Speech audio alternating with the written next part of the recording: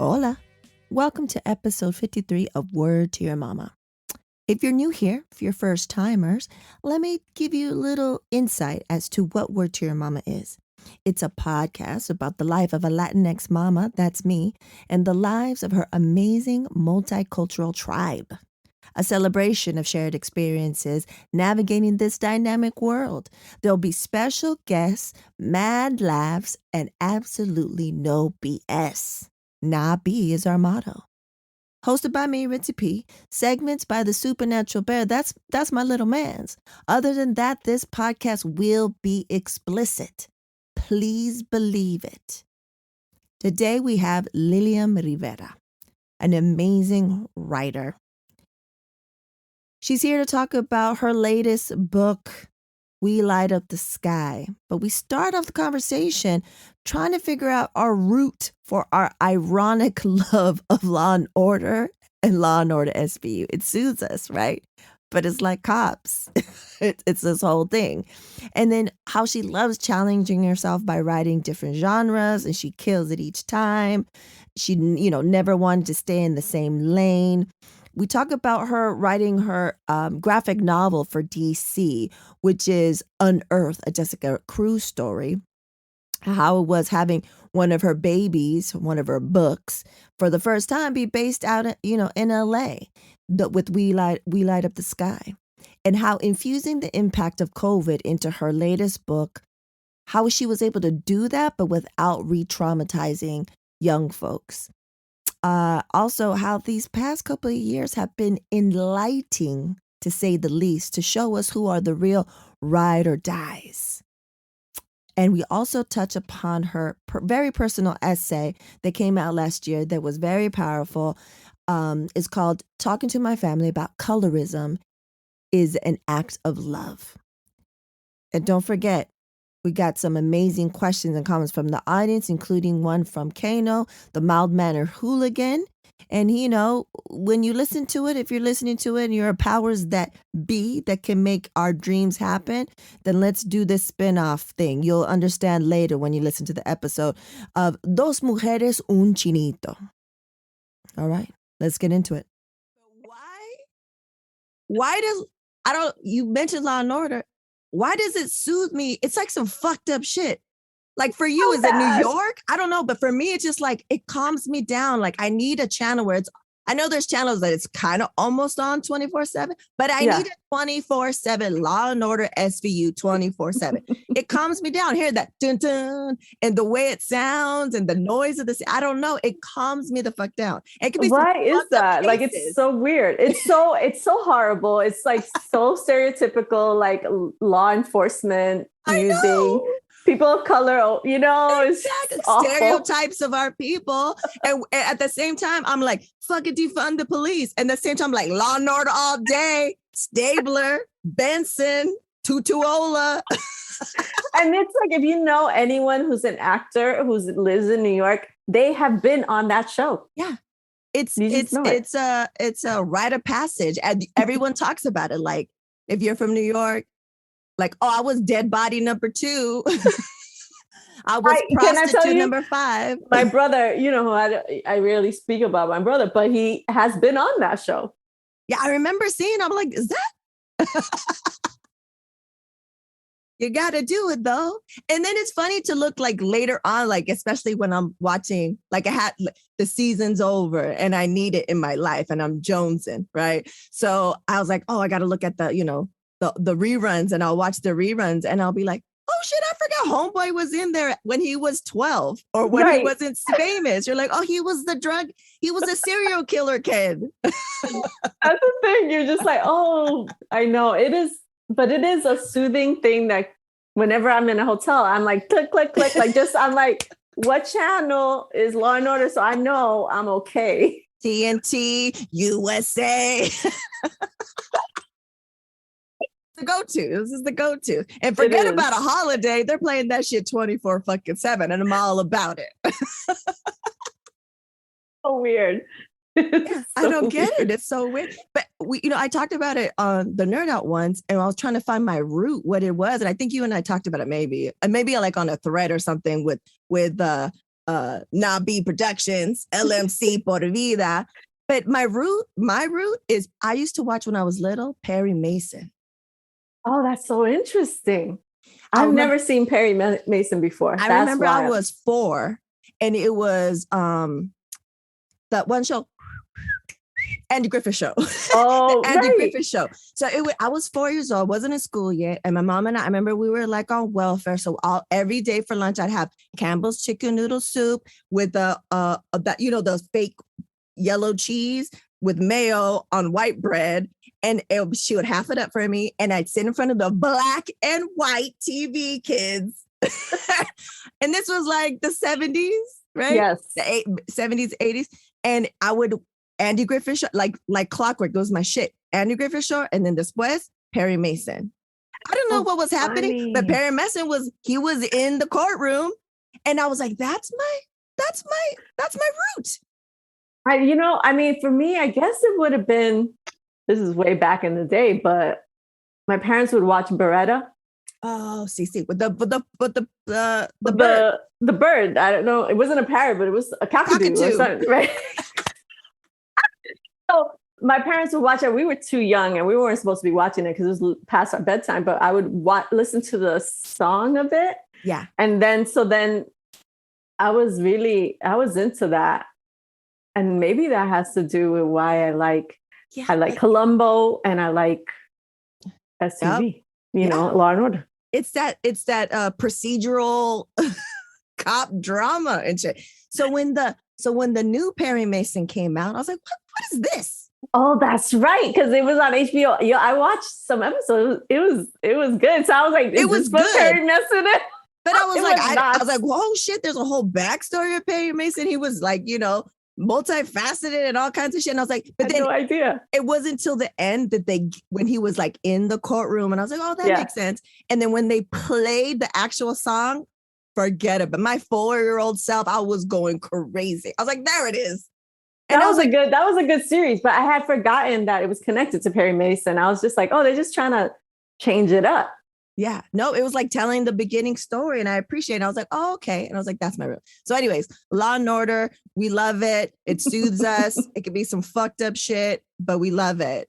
I don't know what it is. It is what it is. That's one of the reasons why we connect. So Lilliam, let's start off, even though we started, let's start off with, how are you doing?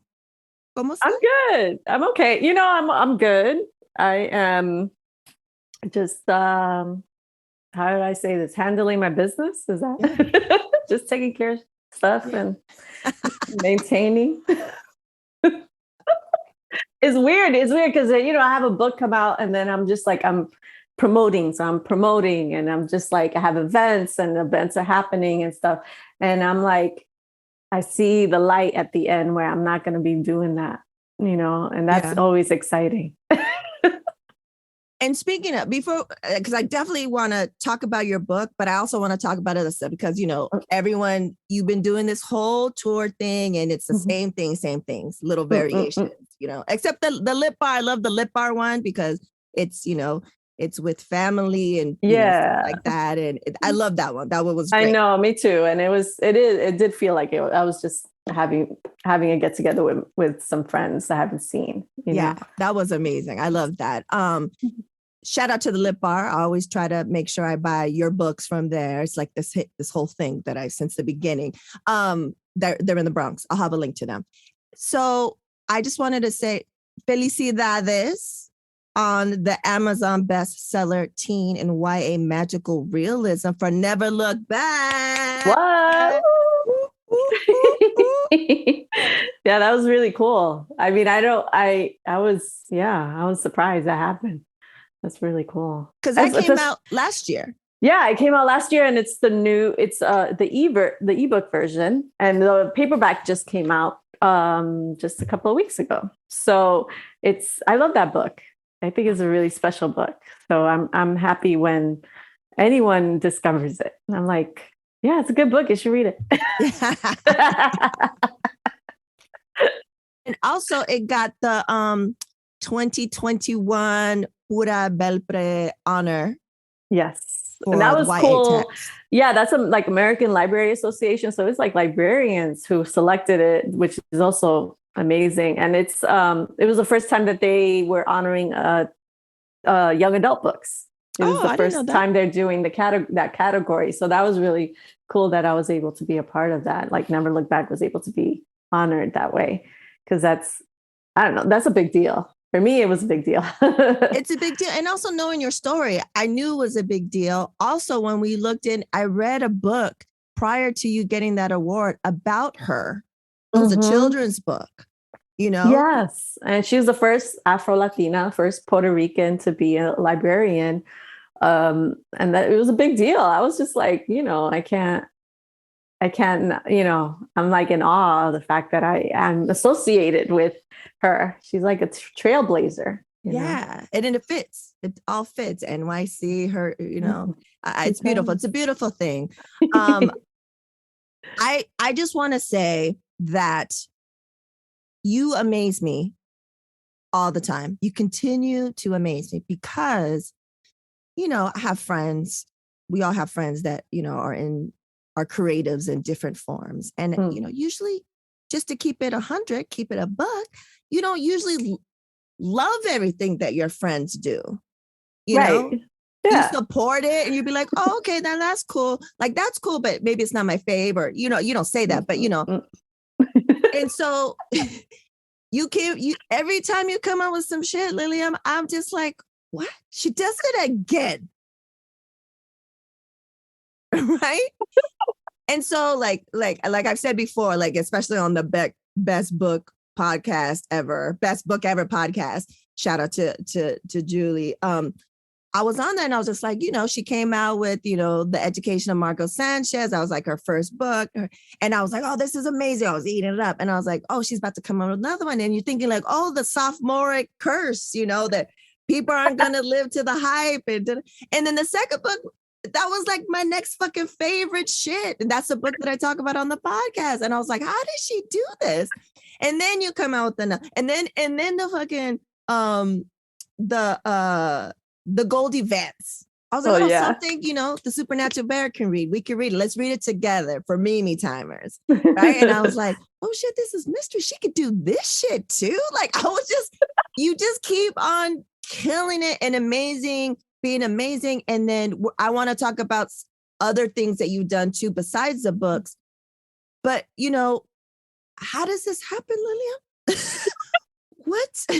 Man, I don't know. I mean, I think somebody was asking me this the other day. I was in a panel and I was just like, whenever I think of a project, I'm always thinking like, how can I challenge myself and push myself to do something different? And it's not just because I get bored or anything. It's more of like, how do I challenge my writing? How do I move my craft a little bit? And to me, it's just like, oh, I want to write a mystery. Okay, that sounds cool. I've never written a mystery before. Let me try it. I've read mysteries before. Okay, what does that look like? Or if I'm going to write a science fiction book or I'm going to write a dystopian book, I'm like, I'm such a huge reader of everything. And so I just want to try. Like, I feel like that's the challenge for me, is to like, okay, let me try to do something that I might feel uncomfortable and maybe a little, unaware of the landscape, but I'm going to try, and see if it works. Cause because I love writing and I feel like I don't want to just stay in one lane the whole time, I love that because I feel a lot of people in my crew, in my different crews, I think we have that. That's something that we have in common. Like, we're creatives, but you don't want to just get pigeonholed in one thing. But, especially now reading, let me just say this. Your books are in the YA genre, but I keep telling my adult friends and they love them too. I'm just like, yo, this is just quality writing is quality writing. You know what I'm saying? It's quality writing, especially in the past 8-9 years with the Supernatural Bear. The stuff we've been reading together. He continually wants me to read stuff, so I'm reading like quality things to the point where even we read this one book, and I'm not going to say it's a big bestseller book, and we were just like, what is this? this lack of language that could be used, to the point where the Supernatural Bear was like, oh, is that it? What, she just always going to say such and such said 20 times in a page. And I was like, oh, you're picking up on that too? He's like, yeah, why? How come she doesn't write, he doesn't write, she exclaimed or she yelled, like he's like giving tips. And then we read the first Goldie Vance and he's like, this is what I'm talking about. Supernatural Bear is like, Exhibit A. Exhibit A, So, like that's what I'm saying. I recommend your books to everybody, not just the YA, for adults, for everybody. So let's talk about the 2 projects that have come out so far. Okay. And let's go back to the DC project that you do with the amazing Steph C. It's like 2 Latinas killing it. She's like 20 something. I think she just turned like 25, 24. I don't know. She is a baby and just so talented. Mexicana at that too. So tell us about that project and how that came about, what it's called and how it came about. So I was approached by DC Comics to come up, they wanted me to write like a graphic novel, which is one of the lines that they were doing, one of their prints. And so, I started looking to see who I wanted to do or which character. Of course, I wanted to do someone who was Latina, Latine, Latinx. And then we kind of honed into Jessica Cruz. So the book that came out, which came out this year, is called Unearthed, a Jessica Cruz Story. And Jessica Cruz is part of the Green Lantern kind of universe. And this is her story as kind of like her origin story, like the beginnings of when she's a high schooler dealing with just being a, high school girl, right? Doing great, getting good grades, having her friends, trying not to go to all the parties, but just maintaining. And then you also learn about her family life and her family. They're undocumented, and shows she's kind of like dealing with how to navigate that. Like, do you keep these secrets? Will her friends, really understand that? And then the worst happens. And so we're dealing, and you see this, and she also she goes into this kind of like dream world of this other realm where these Aztec gods and goddesses kind of navigate, give advice, I would say. And the illustrations is just amazing, like so beautiful, so beautiful. So it was cool. It was cool working on that project. So how different is it to work in that style compared to, one of your books? Because you have to do it. Is it what I was wanting to know, what I didn't ask you via our text was, you write it first? Like, when do the illustrations come in? Do you guys work together? How does that go down? I write the script first. So I have to write the script, and then we get that like sort of set in stone, the script. And then we started giving Steph some pages, of the script, so she could start working on the illustrations. As I tweak them or rewrite them a little bit. But for the most part, it was like the script is kind of done, and then she gets it, and then she works on it, and then we go back and forth with her illustrations. But I mean, for the most part, I'm just saying like, wow, I'm just like, amazing. Dope. So yeah, it wasn't anything that I would even, say. Like, I loved her style, and I thought it was really different from all the other books, and really unique. Like, I was just really so happy because we talked about artists and who to pick, who we wanted. And I was really adamant about making sure that we get Latina artists. And when they discovered Steph, I was just like, here it is. It felt good. It was good. She was amazing. And then I cut you off before with the other question. And how does it differ when you knew it was like, oh, I'm writing for a graphic novel this time? How does that differ from writing, say, like, We Light Up the Sky? Oh, man. I mean, I'm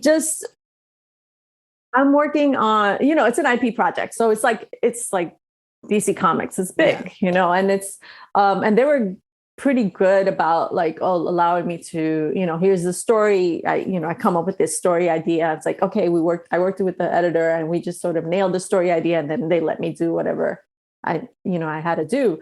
But it's still DC Comics, so you have to really kind of live in that world. And it was good though. I mean, it was very, because I did Goldie Vance. I already worked in a kind of like a world that was already created. Goldie Vance was already created. It was a comic book first, and so I already understood what it's like to work in that space. So it worked. It flowed very easily with DC Comics for the most part.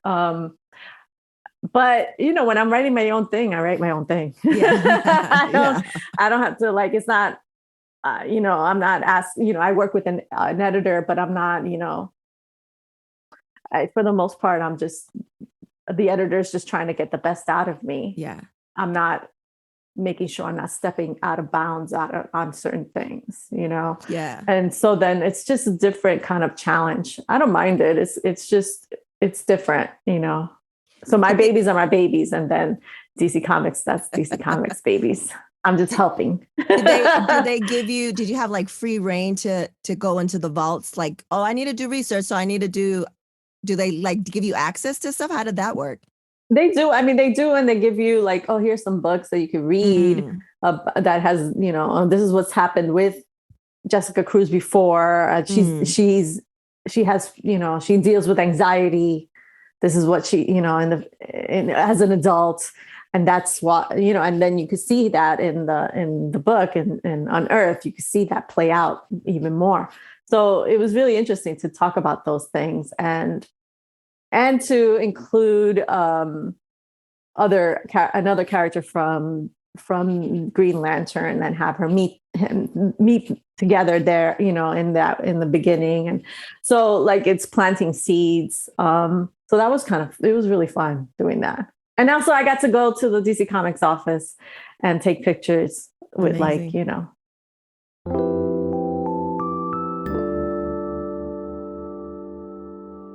COVID-19 moves fast, and now you can too. If you feel symptoms, even if they're mild, you should test fast. Test positive and at high risk for severe COVID-19? Then act fast with authorized oral treatments that can be taken at home and must be taken within 5 days from when symptoms begin. COVID-19 moves fast, and now you can too by asking your healthcare provider if an oral treatment is right for you. Learn about a treatment option at treatcv19.com. This message is sponsored by Pfizer.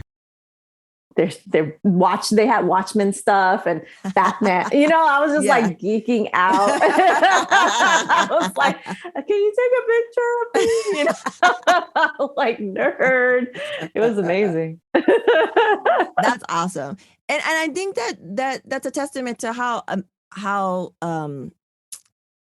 people seeing your talent and what you could do, because you've been in the Goldie Vance world, you've been in the DC world, and prior to that, access to Star Wars. Let's not forget. Forget. It was for the 40th anniversary of The Empire Strikes Back? That's right. Which was my favorite of that trilogy. I was like, if I'm going to be in anything, I was just like, yes. Get me in that space where it's like the darkest Star Wars ever, It's like, I love it. Yeah, that was really cool. I'm glad awesome, I was able to do it. When they reached out to you, was it like, oh, we're thinking about you? Or was it more, oh, we want you to do this? And then were you freaking the fuck out? They were like, they reach out through my agent. My agent sends it to me and like, are you interested? I was like, do you know me? Like, I was like, how many times have I tried to force my kids to watch that? Like, they're just like, again. I'm like, come on, it's the best one. No, it was amazing when I got that email. I was like, try not to be all eager. Yeah. Like, give it a couple of days and then say yes, Yeah. Instead of being like, hell yeah. That's awesome. Okay, let me tell you that I read this and I ate this up. Shout out to our girl, Elisa, because she sent me the arc beforehand. But I had already pre-ordered because I don't mess around. I support my friends. And I pre-ordered it from the Lit Bar. Appreciate it. And I read this and I was like, what? Also because people need to know all your other books, your babies, your other babies, they were based in New York, some Puerto Rico, da da da. This is the first LA. Yeah. And they also need to know that you're from the BX, from Boogie Down Bronx, but you've been living out in LA for a long ass time. So this is huge, I felt. And I was reading it, and I'm sure Hannah is listening to this right now, and she felt the same way. I was like, yo, those are the streets. I know that whole shit. I can see you know what I mean? It's like, it's I don't live there right now, but it's my town. Like, it's part of me. Right. And so anyways, let's talk about We Light Up the Sky. Tell the lovely folks what it's about. So We Light Up the Sky it's a young adult book. It is an alien invasion story set in Los Angeles and centering 3 brown Latinx kids, high school kids, Pedro, Luna, and Rafa, as they deal with this visitor and a city who wouldn't save them. You know what I'm saying? Yeah. So it was the perfect kind of like science fiction first context novel set in LA. It was fun. Amazing. And just to give you context, kids, she will just like, I don't know, we talk almost daily. She'll just be like, hey, I'm thinking I want to do like a sci-fi like alien thing. We're like, oh, that sounds awesome. Da-da-da. Boom, here it is. It's dope. It's just like, what? What is this? What did you? And I will say, I feel that a lot of creatives should take note from you is that you are disciplined as hell. I feel like you set time aside. You even created a space where you could just every day I'm going to write. And I've heard other writers, other screenwriters, novelists, where they do that. It's a discipline thing. Like I might be writing shit, but I'm going to write for this time. And I feel like you're so prolific and we don't even know that you were busting that. You just be like, yeah, I'm thinking about this. And then boom, here it is. And then, oh, by the way, this is also coming out. We're like, what? Yeah, I mean, I used to write a lot before I even had any books. Like, and I was trying to write a novel. I would write in the car. I was reminded of that by my kid, because she would do her extracurricular stuff, and then I would just take my laptop with me, and it's like 2 hours sometimes waiting for a kid to finish. Yeah. And I would just write in the car, or I would write in the benches, the outside while you're waiting. And everybody would just see that. They'll be like, oh, there she is doing, and that's how I would wrote Margot Sanchez. So I am very determined in that sense. Like, I'm disciplined in that sense that I will dedicate time to projects that I really want make happen. Yeah. And I'll do that. Some of that has to do with anxiety, but a lot of it has to do with because I want to do it. Yeah. So it's a nice mix. Yeah. So, it helps. And so, I heard you mention it in another panel that I saw you on, is that you kind of wrote this, but then the world happened to us. Yeah. It was the before times, and then it was the fucking crazy times. And then how did you come to the decision, like, oh, I'm going to infuse this. I'm going to put this in here.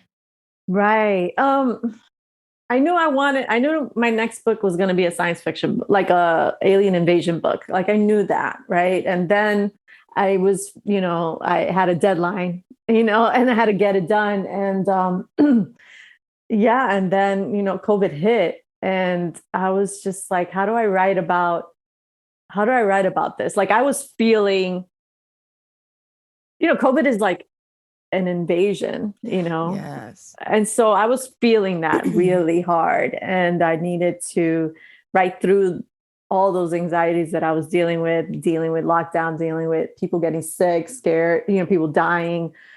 How do I write about this kind of overwhelming sense of grief and loss? And so, my only way of coping with things is through writing. So I wrote "We Light Up the Sky" with the intention of marking how much we've lost, because it's set, a couple of years after COVID, but I had, the mentality, or had the hope that we would be done. Right? Like, we were like, how silly of me. I thought we were going to be done. And then, so it's weird.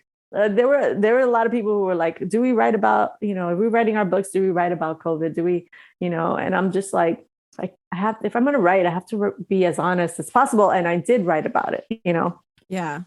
But I don't want it to be a re-traumatizing thing for young people.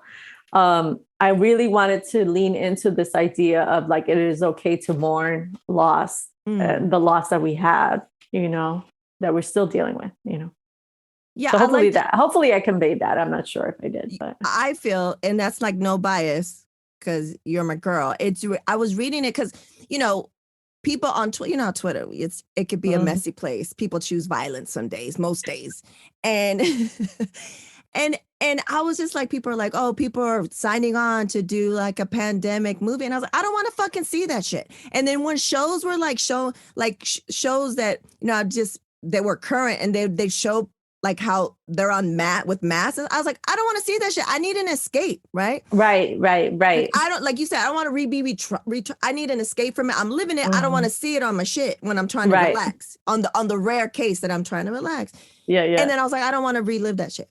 But I feel this was done in such a way, because you're saying it's past it, but it's still talking about it in a real way. The real ramifications and the repercussions of what went down to all of us, but especially how it affected young people, right? People. Yeah. And I really, it was important for that, in the sense, because it's also like, even though you're kind of entering this world that we light up the sky, you're entering in the world where these young kids are just, hanging out and sort of partying, or like whatever, just being obnoxious, like being themselves. Yeah. But then they're still dealing with all this other stuff, right? Yeah. So it's just like, I don't know, it felt very current. Super current, even now, even though now kids, in LA, they're still masked up and stuff. Yeah. They still want to go hang out and party. Yeah, they just want to be kids. And I feel like it's very timely, but I feel it's a classic, because first and foremost, you are healing my teen self. You know what I'm saying? Like Margot, like, to see someone with curly hair, and then for We Light Up the Sky, to see 3 brown kids. Do you know what I'm saying? On the cover. Like, if I would have known, just looking through cover, I would have picked it on the cover alone. Do you know what I'm saying? But also just the classic idea of being that young, dealing with loss, no matter if it's from COVID or anything else. And without giving anything away, but just like how, as a teen and coming from so many different types of circumstances, how are you supported? How was it treated? How was death talked about? How was mourning talked about? Like, how was depression? How was, like, all that? I feel like that, and it's a coming of age, but it's like timeless. I think the alien situation kind of magnifies. Yeah. It magnifies that. It magnifies the feeling of not only just, how aliens are usually, oh, it's about colonization and the other, right?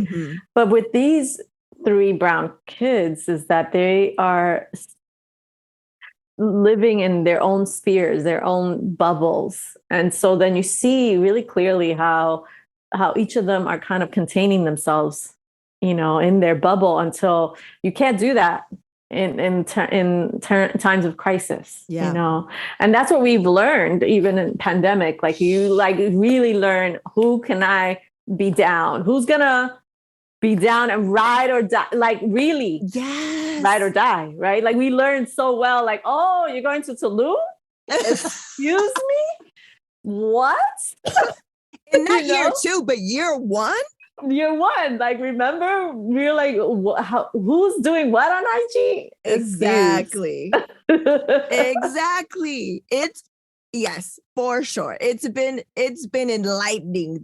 These what are it was the before times, but I don't know what these times are called. The fucked up times. I know, but it's like I was talking with a friend of mine. It's like I really cut down on friends, like friends, like I've just cut it down to like, oh, this is the core of the people that I know I could rely on. Yeah. Because a lot of people are very, it's a very American mentality to be selfish and be self-centered and just, I'm going to just do whatever I want at the cost of everyone. Yeah. I don't give a, like, they have the I don't give a fuck mentality. It's like, and I've been saying the past couple of times, I am low-key grateful that we had the trash administration and a pandemic coincide so I could see some of these people, motherfuckers' true colors, and be like, oh, I would have never known. I would have been none the wiser. It's true. You're like, wow, I had no idea you were this. Okay. Click, unblock, block, block. It's crazy. So there we are. So yeah, I recommend everyone buy it for the youngs in your families, but buy it for yourself. This is an amazing book. It's out now. I'm gonna have a link to all her dope shit. So don't even stress about it. What I want to get into now is how we met. Remember how I didn't know? I couldn't remember like how we met, but I do remember because we worked in the same spot. Is that the first time? I think so, because I don't know if I met you before I was freelance art directing there, or I don't think so. I think we met through there it was because you were working there, and I was like, oh, meet this person. And it was Jen Kuroki, amazing Jen family. She held one of my legs during childbirth. That's how close we're talking about. And I remember she was just like, and I remember it was at the job or not. And she was just like, oh, you got to meet her. You love her. She's from New York. She's dope. And at the time you were fashion writer, no? I was their online editor-in-chief. Oh, so it was like, all right, let's get it right. No, okay. They were, it was a city, like it was city like magazine. So this one was Angelino, but I had to run all their city magazines for their online content. And it was an interesting life. It was like, I think my last gig as a journalist was working there. Yeah, and so thanks to Jen, thanks to Mod Lux, Modern Luxury, that's how we met. But we were not like hanging out or anything. Just like, oh, hi. Da-da-da-da-da. And then like, maybe see you, because we have some amazing pictures of us sweating at a Wonderful, like a Stevie Wonderful or something. Yes. And so we like see each other like that. But then it wasn't until, I don't know. When did we start like really talking? It was just recently. Yeah, I was living in LA. So it was at the Dons. So Kano, Supernatural Bear was already born. And then we were going to have you on the Nerd Out or something like that. Oh, yeah, that's right. And then at the same time, then I think it was, I reached out. I was on Lady Emish, Elisa's show that she used to have. And then she had you on and you had a show over there. And then I don't know how we like triangulated and joined forces. But we were just like, oh, let's all. It's true. Then we had a dinner and we started really connecting and talking, which is pretty much a lifesaver for me during pandemic. Same. Fucking same. You two amazing bitches. The talks that you guys, I don't know if I could have made it without you guys. This is the truth for me. you know, like Mhm. because it was so many, we were all the world was going through so many emotions, but it was like, you know, I don't know. And I feel I could be as honest as fuck. It's like a safe space, Yeah. you know, and then we could talk mad trash. And also, it's just like we were talking about this the other day. Is like we could talk about things like hip hop, Yes. like going crazy when the verses is out, and we're just all like, "Did you?" You know, like just live chatting it up. Like, Yeah, there's so many things. Like I mentioned in the episode that we had where we're all three of us are on Nambi Productions Lights, episode 2. Go check it out. You know, it's like you guys cross over on so many things. We could talk about movies, hip hop, writing, you know, and I learned so mhm. much from you guys because it's like, you know, you guys are from the literary world and I can learn so much from that. And then like music, I mean, it just runs everything. So thank you to Jen. Thank you to Modern Luxury. Thank you to you. Thank you to Elisa. Like it's been amazing. And also to see you go from, oh, editor over here to, yeah, I'm going to write books. Oh, yeah. And then boom, boom, boom, awards. Like it's a beautiful thing to see, you know, to see your friends have, you know, I'm going to do this now. And it's not a dream. It's just like, I'm going to change directions now. I'm going to pursue this other shit that I like. And to see them not only do it, but thrive. I mean, it's gold. It's gold for days. It's just like, it was funny because I ran into someone who I used to work with at Modern Luxury. We didn't run in. We met this earlier this week, and it was just nice to remember, like, oh yeah, you know, like that. Like we still like you know, she still writes books, and she's working for TV as well. And I was just like, oh, look at us. Look at us. Who would have thought? Who would have thought? Look at us. Amazing. So on top of, you know, the books and everything else, and you've written for Latina magazine and all these different things, you've written some, especially in the past couple of years, you've written some really amazing personal articles, essays, however you classify them. But the one that I think spoke to me, and I remember I sent it to everybody and their mother because it was that powerful, is the talking to my family about colorism is an act of self-love. Oh man, thanks for seeing that. I really appreciate that. I don't like writing personal essays. Just let's be real. It's really hard to be vulnerable on the page when you have to, you know, just be honest and talk about things that maybe you're ashamed of, you know. And that essay is a little bit, it's hard. It's hard for each of my essays. It's just hard for me to be that way, because then I you know, I just grew up in a world where you're not supposed to be airing any of your dirty laundry out, of course, and you're supposed to keep all that stuff quiet and not say anything about it. And so I get uncomfortable. Yeah, when they come out. I'm sure. But I just want to say thank you. And I'm sure everyone that's read that wants to say thank you, because it was done in such a way where you're telling it from your personal experience. But it's what my friend says, and what we say about this podcast is the universal and the specific.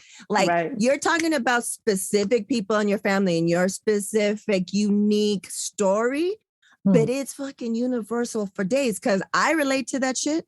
Right. My friends that I've sent it to, they're like, yo, I was like, I know, I told you, like, because it came out, I believe, last year, right? I think 2020. So. Yeah, you're right. It was last year. Oh my goodness. It was last year, which seems like a world ago, but it was last year. And it was like so many things were happening, right? It was like the uprising, the revolution in the streets, the awareness, the trash, you know, administration, there were so many different things. And it was, I think for me, I was like, yes, perfect timing, because we were dealing with the Black Lives Matter movement. Yeah. And then seeing like, yo, where's our people? Where, what are we not talking about? Oh, the shit that we never talk about, that it's been in place for years. That we don't talk about it in our personal families and our nuclear families and our extended families, let alone, we love to group ourselves when something's winning. But when we want to talk about some real shit like this is necessary, this is the time to talk about it, right? Because, we always say, the powers that be, they don't want us to unite. They love, this is by design. They want to keep us separated. But if we need, just like the United States, the world, but especially this country needs to talk about the bullshit that happened and be real with it. Our Latinx, Latin, whatever, however you want to call it, our Black and brown, Afro-Latino communities, we need to talk about this shit because we can't move forward until we recognize it.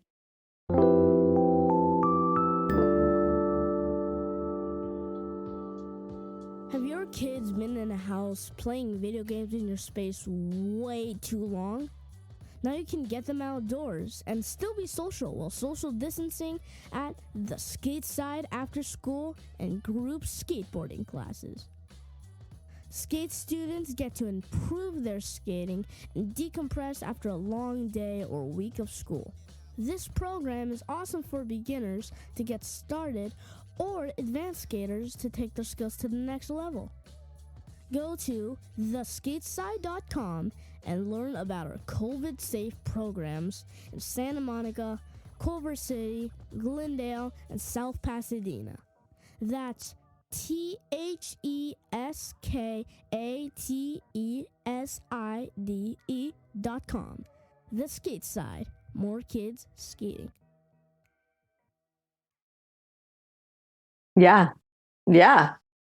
And then that's what's key. the solutions? But that's major step number one. Like recognize that colorism exists. And I feel like it's been a nice wave. And I feel that you were at the beginning, at the cusp of that, of that wave where it's like, oh, okay. Oh, I relate to that. It's necessary. Let's talk about it. So I feel like more and more people talk about it. So anyways, I'm going to have a link to this too. You guys have to read this. It just breaks it down. And it's an honest, vulnerable look of a situation. Yeah. I mean, it was interesting because then I think it was like, and then in the Heights came out and I was just like, oh, yo. In our face. It was like, oh, okay. Like I was just like, wow, okay. So then here it is. Here's familia, not seeing what's right in front of them, Yeah. and the choices that are being made again and again in Hollywood, And and this time by our own supposedly community. Right. And then I'm like, and I have very little connection with Hollywood for sure, but I'm so aware of how that happens, It's like you want your stuff to be out there on the screen. How many, like, it's so hard to just get to that point. Yeah. And then I don't know, like I get it. I guess I could just say that I get it, but it was a misstep that maybe could have be remedied in a way, Yes, for sure. So let's just hope that, we have more of these conversations, within our own, it starts at home. Exactly. It starts at home. It starts with ourselves. Like, how am I? Right. I mean, myself, that's your personal shit. Where like that is like just making sure that my blind spots, and like to be surrounded by people who are going to check you. Exactly. And that's something that I was just telling the Supernatural Bear yesterday. Like, if you're a good friend, you check each other.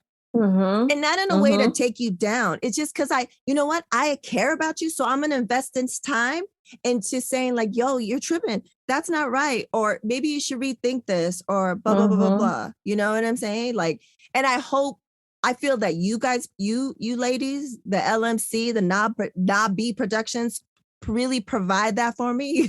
Right. I was just listening to this podcast about it. It's a recap of Insecure. And they were talking about how like, sometimes you have those friends that are like ride or die that are going to be like, what's happening? Oh, let's get this. Let's kill some people. Like, but they're not really aware and they're not really being, constructive. Like maybe, right. Like maybe you're wrong. Yeah. Maybe I shouldn't be killing this person. Exactly. And then you have the friends that are just like there to help you out and listen and support you. And if you really come out of pocket where it's detrimental to yourself and others, they'll be like, excuse me? Are you really and we need that, we definitely need that. I'm always telling my friend, like, yo, if you hear me saying something like that, make sure, like, no, A, that I might be possessed, and B, take me out, I'm just like, make sure. Yes, for sure. Okay. So let's get into these questions and comments from the audience. Oh, okay. Okay. First, being from the Bronx, what is the one thing that pleasantly surprised you about LA? And having been here for a while, how do you think the two cities have equal weight and influence your work? Also, hugs to her. That is by our good friend that we mentioned earlier, Jen Kuroki. Jen. She's a dope-ass ceramist. I'll have a link to her stuff too. Buy her stuff. It's gorgeous. It really is. So talented. Super talented. And so buy her shit. So what's the answer to Jen? It's so funny because I lived in LA for 20 years and I'm always Bronx. Like, look, I'm wearing a BX sweatshirt. This is what I wore today. And so I'm always constantly, I have Puerto Rican flag in my car. Like I'm constantly repping. But I've gotten into weird arguments with people in LA about it. Like, I don't know why. Like, I just don't I guess people think that they need to have a conversation with me because I'm repping. And so then the Bronx comes out, right? And so then I'm like, here it is. Like, this is like signs of the universe telling me like, oh, you just want a little bit of Bronx. You miss it? Here, if you have an argument with somebody.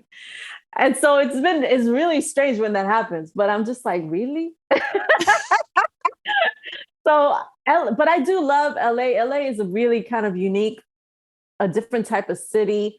I'm always in awe of it. Like I'm just like, oh, there's like gems in this city that people are unaware of. For sure. It's not just families who are living here who have grown up here, but there's like really beautiful moments in this city that I love, and I'm just like I'm always discovering something new. And so I really do love it here. But I always get my fix. I always go to New York, go there and then come back. So I'll be there next month. So I'm ready. You're like our favorite vampires. Like you need a little bit of Bronx. Next time you go, bring a little thing of Bronx soil. And put it under your bed. It's funny because we go to there's a bakery near or whatever. There's like bread. It's like really asopao, I think it's called bread or what is it called? I forgot. It's a special bread and it's very soft. And I kid you not, I brought it back with me when I was from New York like last month. I came in and I was like, here to my husband. He was like, wow, so happy. I'm like, it's just bread. But we get it from this bakery in the Bronx. That's special. It's different. Hilarious. Okay, let's go to the next one. It's what is your personal practice around writing and self-care? And also, it's three-parters. What advice would you give to your younger self? And the final part, your style is fire. I got 3 fire emojis. Where do you shop? And this is by someone that's turning into a good friend. I feel we have a lot in common, a writer and creative in the well-being space. She's part of my Inspired Action tribe. Her name is Jessica Marquez Cable. I'm sorry if I'm messing that last part up. But yeah, she's a fan. She loves your work. She also loves your style. Oh, thank you. So, okay, I guess the first one is about advice about for my younger self. What is your personal practice around writing and self-care? Okay, so writing and self-care is that's a new one for me. So I mean, I could say that only because I'm not currently writing a book, and I'm taking a really long kind of break from that and just being very specific as to what I want to work on next. So before I would just be like hustle, hustle, hustle. And I'm lucky in the sense that I could take that little break. But that to me is self-care, is allowing myself to like just be open to inspiration and really kind of think of where I want to go next when it comes to my writing. And being okay with that. And that's to me is the challenge, is being okay with that. It's like, because sometimes I find myself like, oh my God, I should be writing. And I've written I would write every day, and now it's like, it's okay to just read a book. It's like all of this is helping inform my next project. So, so self-care is just being okay with whatever it is the path leads me to, Yeah. Staying still for a little bit. Okay, so advice for your younger self. Advice for the younger self. The advice for my younger self is I wish I didn't have as much doubt as I did when I was younger, when it came to my writing talent. I had really huge doubts. And I think that really stopped me from pursuing even my journalism. Like it just, I stopped myself from like applying to journalism school because I didn't think I was good enough. I would stop myself from applying to other jobs because I didn't think I was good enough. And now I'm just like, y'all need me. So when I get a rejection, which I still do, I'm just like, you failed. You a mess. You're going to catch the vapors.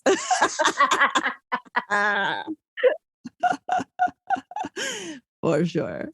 Oh, because it's the truth, kids. I don't know what you're thinking. It's the truth. She's telling, no lies detected.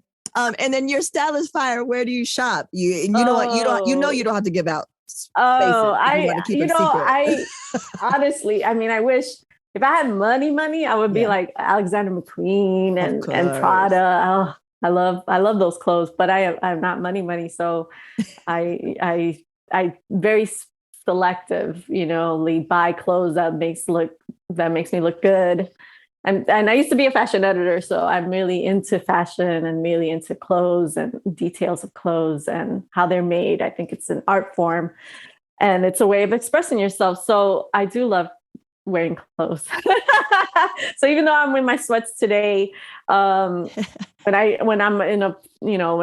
do events, even Zoom events, I make sure that I dress accordingly. Yeah, you're really good about knowing your colors. Like that's hard. Like I'm just getting into, because I got the green undertone, so a lot of shit looks like shit. So I just stay black, but I'm starting to get into colors. But you're really good at going with colors, like bright colors and patterns, and they look really good on you. But also, kids, if you don't know what Lilliam looks like, you need to look her up, and then just know that her and her sister, they are Benjamin buttoning their asses through this life. Let me tell you. Okay. I have to say that my sister really does help me. She's like, whatever fashion sense I got, I definitely got it from my sister, who was really at a young age, really knew how to dress and really would go to vintage stores. We didn't have any money, but she would just buy, vintage clothes and thrift stores and just really knew how to dress. And I think I got that from her. So sometimes I'll go home and she'll still be like, here, I saw this here. And I'm like, fabulous. Amazing. Okay. So this part it's an audio visual question coming in. Oh, okay. And so the audience, of course, you're only going to hear the visuals, but just know, just audio, but the visuals are on point too. So let's see if I have this. And if not, you won't hear it because I'll edit it so that you won't hear me mess up. But let's see. Okay. Can you see this? Yes. Hey, yo. Welcome to this episode. Can you hear that? Dos Mujeres. Okay, let me start it from the beginning.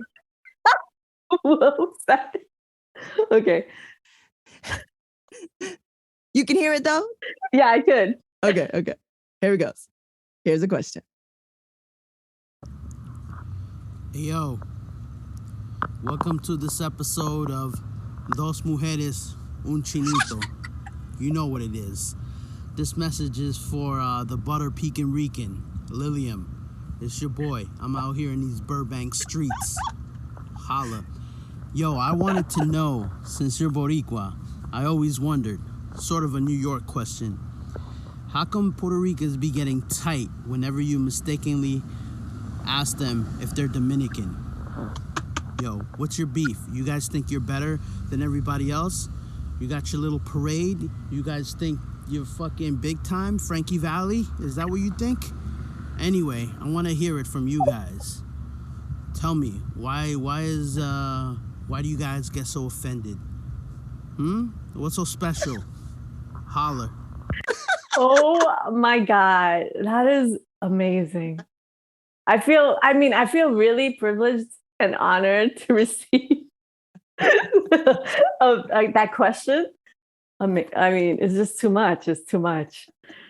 How do I answer this? That's from Word to Your Mama, episode 6 guest, Kano Kid, the mild-mannered hooligan.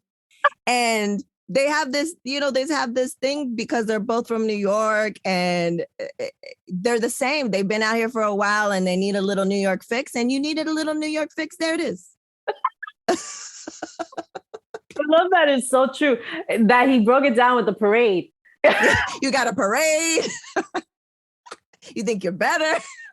No, but I also like the deep dive, the B side of, instead of dos mujeres un camino, dos mujeres un chinito. He's Chinese Ecuadorian. Hilarious. To me, that alone should be the next podcast that we see you do. That should be the title. I'm ready. Dos mujeres un chinito will take the world by storm. It'll be fire. It'll be like 7 fire emojis. Hilarious. Oh. I don't have a beef with Dominicans. If I bring down the history of that, we all know why. Just read the essay on colorism. That answers the question why the PRs have problems.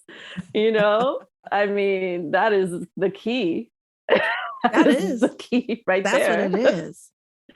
But my book, Never Look Back, is all DR love. Yeah, it's all DR love.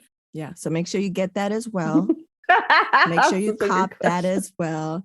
But shout outs to everybody who submitted the questions and comments. Kano going above beyond. I was like, give me audio. I want to play audio because she needs that voice. She needs that New York voice. I know it's Queens versus BX, but it's New York nonetheless. It's the New York sensibility. But then he sent me the video. He sent it to me last night. She's going to love this shit. She's going to love it. I love it. I'm telling you, that's going to be the next podcast. Someone pay us all the money. We're not going to do it unless we get paid. Just listen to this episode, right? And then go listen to him and I together, and then imagine us 3 together. I think it'll be on. It'll be on because it's Queens, Bronx, and LA. It's like LA is Cali. It's just West Coast, West Coast, East Coast, Ecuadorian, Chinese. Yeah, Boricua, Mexicana. We cover a lot. Amazing. It's amazing. I'm ready for it. I'm so ready. I'm here for all of it, but also only if we get paid. Let's make sure we make that part clear. Okay. Very clear. Produced. We just show up, be our amazing selves. It's produced, it's edited, and put out in the world, promo and everything. Yeah. That's it. Done. It's a done deal. I love it. Okay. So to wrap it up, because you were already on episode 2, make sure to check it out. Nabi Productions Light. That's hilarious as well with our girl, Elisa, Lady Emish. Heartbreak Monday Radio. Make sure you check that shit out. I'll have a link to that as well. Because you answered the not so rapid fire questions, the AKA slow as hell questions. This is the not so rapid fire questions, AKA the slow as hell questions part 2. And these are for you. Are you ready? I am ready. Yes. Bad Bunny or John Bernthal? Oh my God. Bad Bunny. Excuse me. I'm staring at him right now. I'm staring at him right now. I mean, yeah. hello.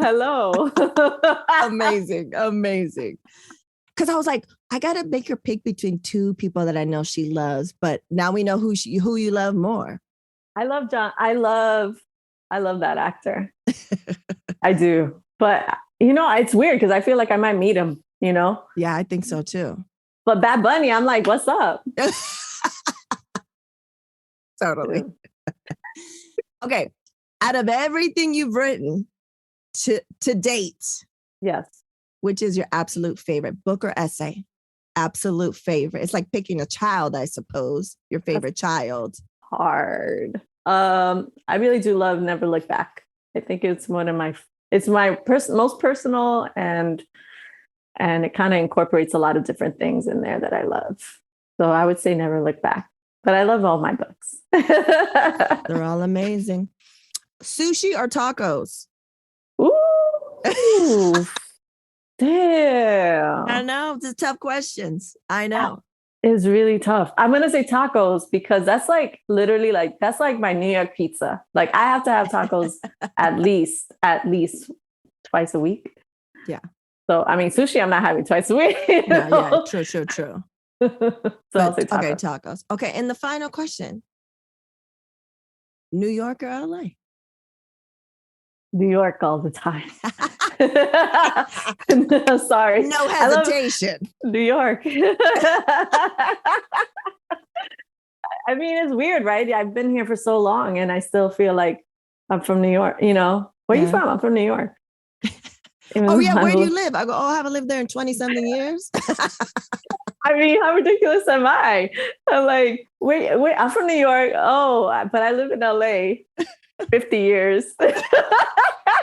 50 years plus, but But Kano, it's funny because Kano's the same way, What is that? It's hilarious. It must be in the water. And it's in I don't know. It's a New York thing because he's the same way. There's like, without fail, something New York comes out, something about New York, something New York. But then at the same time, it's funny. I was driving past, every time I drive past Burbank, because he's representing the banks. I was like, text him. I go, do you hear me honking? Because I'm passing the banks right now. The banks. The banks. Freaking hilarious. The banks. We're like, ooh, you're from the hard street of the banks. Repping hard. It's tough being from Animation City. Amazing. Lilliam, at least he has, over the hill, at least there's a Puerto Rican restaurant. I don't even have a Puerto Rican restaurant here. That's true. Yeah, he does have that. And when he eats over there. You guys are just like I miss, man. People don't understand the good food. Oh, yeah. The good food LA has. It's all so different true. types. I go love someplace else, you were like, oh man, I didn't know how good I had until you're gone, and I'm gone, and it's missed. And then one of my friends, she she posted where she was going to go eat. I was like, you're hurting me. I go, that's painful. And then you know what she does? Savage. She sends me a picture of her eating the taco. I was like, savage. Oh, so good. Savage. I'm always like, oh, there's a new restaurant. I'm like, whenever someone wants to meet for a restaurant, I'm like, where do you want to tell me now? Because I'm barely going out, but they're like, can we go somewhere new? Because I'm like, I haven't hit everyone. Like, I'm like, show me all the good restaurants. My goodness, right? We get excited So many. I know. Lilliam, muchísimas gracias for doing this. It was so much fun, as I knew it would be. And make sure you go get everyone's shit. So what is coming up in the pipeline so people get ready, and if they can pre-order, order, what are we doing? No, we just got Relight Up the Sky. Anything that comes out won't be coming out until 2 years from now. So nice. It's just Relight Up the Sky, buy my book, buy Never Look Back. It's on paperback now.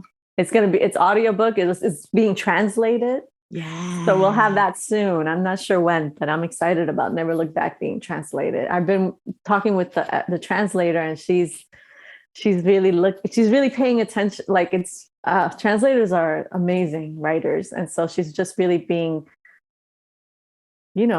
just specific, and I love it.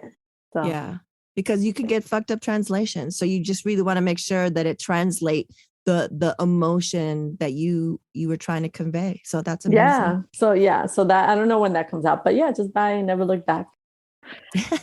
That's all. Just buy all her books. Just buy all her books. I love being on here. I love talking to you. You know this. And don't forget, we're really serious, but we're serious about Dos Mujeres, un Chinito. Okay, so get us that bag, and we'll make it happen. I'm so down. I mean, it'll be so many arguments. It'll be perfect. It'll be perfect. People need it. People need it. Thank you, Lilliam. I appreciate it. Thank you.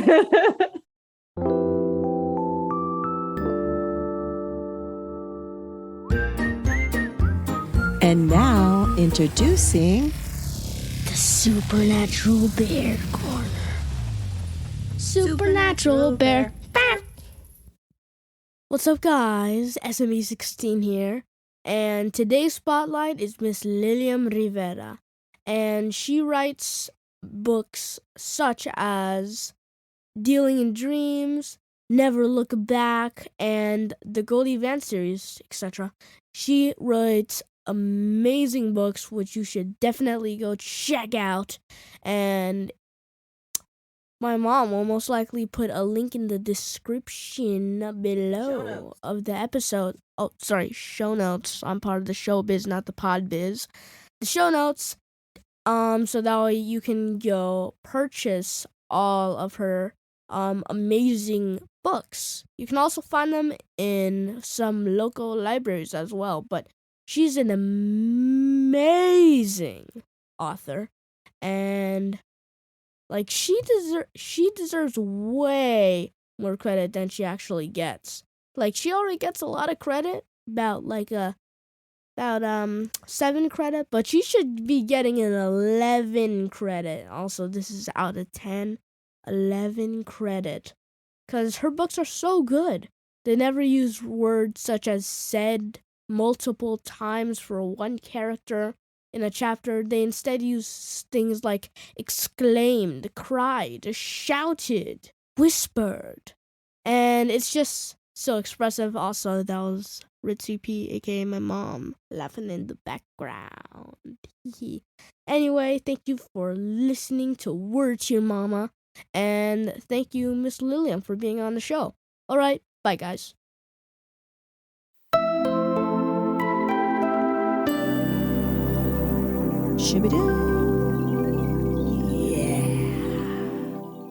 There you have it, folks. Episode 53 of Word to Your Mama with Lilliam Rivera. Dope. She's fantastic. And you probably don't know me. If you know me, you know I can't fake the funk, even if I know you. So please know that I am sincere about her writing.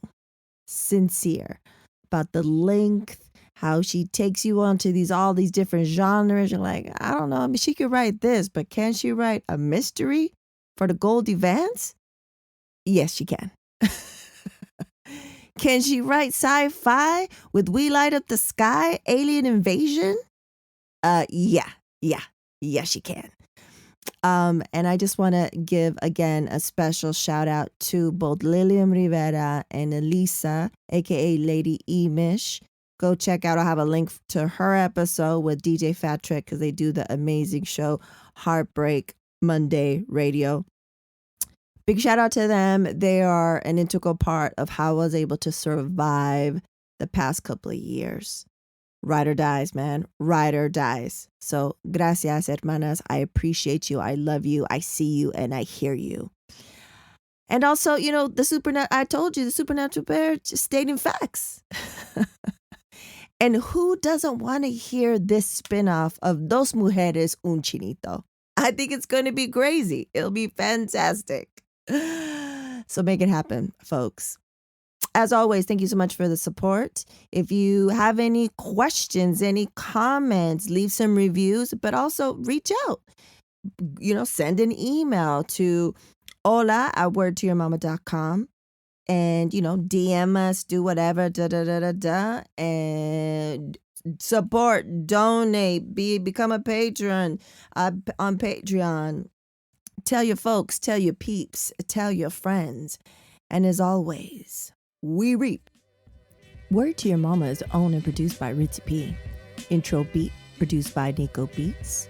If you want to know more, you want to email us, you want to get the media kit, go head over to wordtoyourmama.com. Word to Your Mama is now part of the Latina Podcasters Network.